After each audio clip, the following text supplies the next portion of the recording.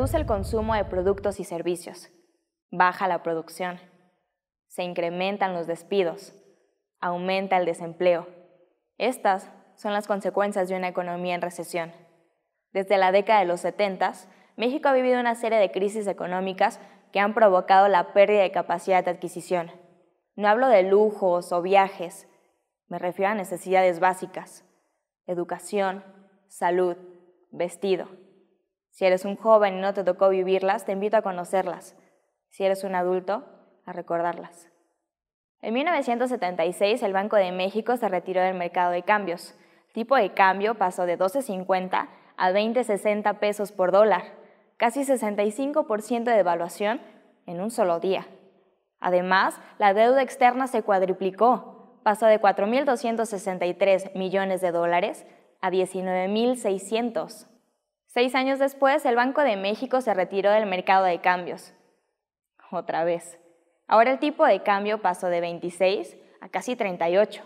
El peso continuó su caída hasta un día antes del último informe presidencial. Llegó a costar 104 pesos, $1. En 1995 llegó otra crisis. Y en solo 2 años el porcentaje de pobreza pasó del 52 al 69%. Muchos mexicanos perdieron sus automóviles o sus casas porque subió tanto la tasa de interés que no pudieron pagar sus deudas. Más de 16 millones de personas perdieron la capacidad de adquirir la canasta básica. El IMSS reportó la pérdida de 600,000 empleos formales y la inflación pasó del 7% al 52% en un solo año. Solo 13 años después, una más nos alcanzó, y esta no la esperábamos. En 2008 y 2009 vivimos una crisis importada. No venía de Asia, ni Europa, ni Sudamérica. Venía nada más y nada menos que de nuestro país vecino, Estados Unidos. Los daños que provocó fueron muy similares a lo sucedido en décadas pasadas. En los últimos 3 años, los salarios han tenido incrementos que apenas compensan la inflación. De acuerdo con datos del INEGI, la actividad económica mensual, la actividad industrial, la tendencia del empleo y las exportaciones no petroleras se encuentran en fase recesiva.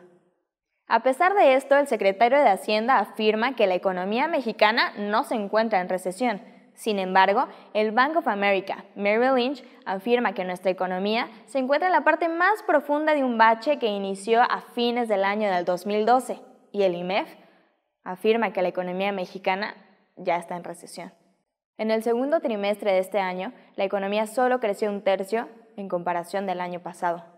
En este mismo periodo, el PIB fue negativo en 0.74% en comparación de enero a marzo pasados. Y claro, todas estas cifras fueron evaluadas antes de los recientes desastres naturales que azotaron nuestro país, porque no solo se perdieron casas, también se perdieron miles de hectáreas de cultivo y con su pérdida también se afecta a la economía. Expertos comparan la situación actual de nuestro país con la recesión que vivió Estados Unidos en 2009, donde el gobierno optó por regresar a los hogares los impuestos con el propósito de incentivar el consumo. ¿Crees que a nosotros nos van a regresar nuestros impuestos? Al parecer, las personas que manejan las finanzas de este país no han aprendido del pasado. Tú sí puedes hacerlo. No esperes a endeudarte, o peor aún, a perder tu empleo o tu patrimonio. Administra tu presupuesto. Ahorra. Cuida tu empleo. Paga tus deudas y tus tarjetas a tiempo. Soy un hombre del pueblo, harto de trabajar. Mi vida es el trabajo, paloma, pero me pagan mal. Las leyes están hechas a favor del patrón. La ley no escucha al pueblo, paloma, aunque tenga razón. Que no, paloma, no, que así que no trabajo yo. Que no, palomita, que no, que así que no trabajo